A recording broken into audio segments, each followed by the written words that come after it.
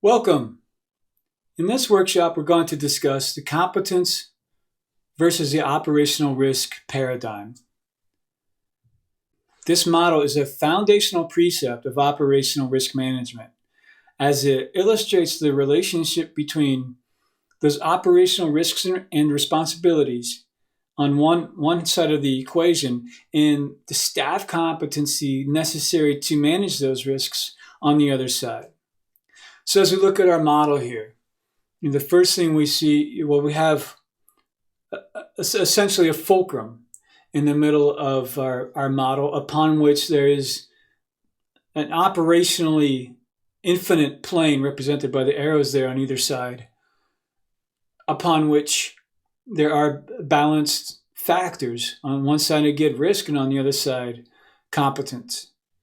And to break these down a little bit further, the fulcrum represents the objective. The objective represents whatever aspect of management of your business or your client's business that you're holding this model against. So it can be a specific, discrete project. It can be defining the scope of a committee or department. It can be very useful as a tool as part of strategic planning or blue sky planning. It can be actually very helpful in blue sky planning because we will have those giant ideas, those big aspirational concepts that we want to shoot for. But if we can hold those up against this concept early on in the planning, we'll be able to recognize earlier if the operational risks of those big aspirational ideas can be offset realistically by either the competence of the staff we have in-house or whom we can retain from elsewhere. And so that might really kind of create a more realistic lens that will help narrow down which of those aspirational ideas are really operational or would be operational in the future. So it can be very helpful in that regard.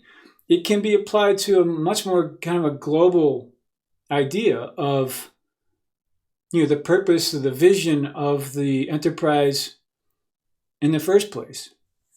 That can be the objective.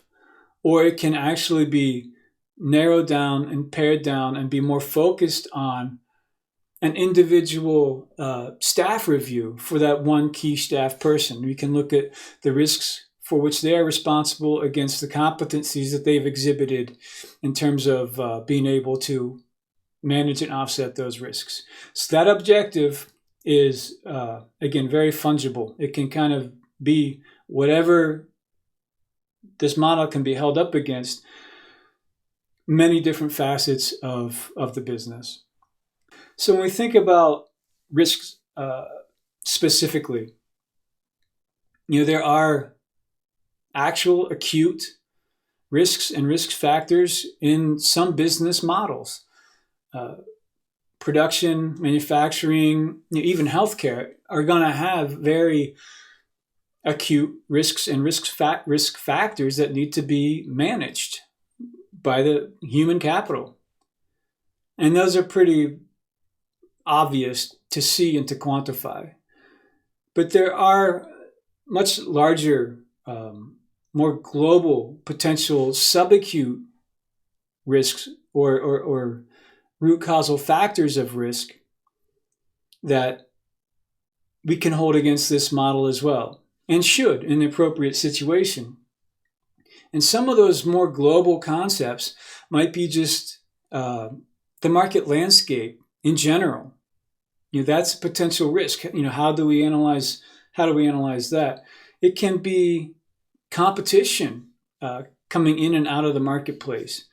It can be mergers and acquisitions, either that directly affect the enterprise or may indirectly affect the enterprise if it's upstream from the resources necessary for that particular enterprise. It can be loss of a key staff person, and this is a big one. It's not uh, often thought through well enough, in my experience, as an operational risk. Generally, what we expect is that those high leverage people, if they decide they're going to leave, they will give an appropriate amount of notice and they'll work that out, and there can be uh, a bit more of a appropriate transition for that next person. What if it doesn't go that smoothly? What if that person just leaves for whatever reason? They get a better opportunity elsewhere that they want to jump on right away. They may have family issues that take them either in reality or at least mentally out of the workplace to manage those family issues. It can mean that person had a critical injury or died. I mean, these things happen, and they need to be thought through. They need to be factored for in our operational risk management plans, especially, again, high leverage, key staff people in those leadership roles. So the succession planning for those key positions needs to be well thought out as well. There is an operational risk to losing a key position and not having a backfill that can compensate for that loss. So that is another huge potential operational risk factor. Another one, and this will kind of help segue to competence, is talent drought. In the U.S., we're pretty much at close to, at least for skilled positions, we're close to full employment. So if you're looking for those people, they're not there. Or if they are there, now it's a seller's market, and maybe they're pricing themselves out of what you can afford to pay. Those market wages continue to increase. So that's an operational risk. Can you find the correct people in the correct number for your particular business or enterprise model? So that's an operational risk. The other side of the model, again, is that competence. The competence of the staff who are responsible to manage those operational risks. Often we see competence as experience, education, training, and that's all correct. That's fairly accurate as a descriptor. But we need to break it down into quantifiable bits. We need to get defined, quantifiable aspects of competence that we can hold against operational risk. So what we're looking for is very specific performance factors that are necessary of that position that's being analyzed or department that's being analyzed to manage the risks that fall within their scope of responsibility. And when we talk about the competency model and key skills integration model, how to really kind of break down those performance factors into definable, actionable bits. Once we've done that, however, and we have a good quantifiable, measurable concept of competence, we need to look at that through a secondary lens as well. There are, what I found, again, going back to my expeditionary roots, and then again carrying it into my consulting career. No matter how competent a staff or a staff cadre or a department may be, that competence is very tied into these other resources. And the resources are time, human resources, and material resources.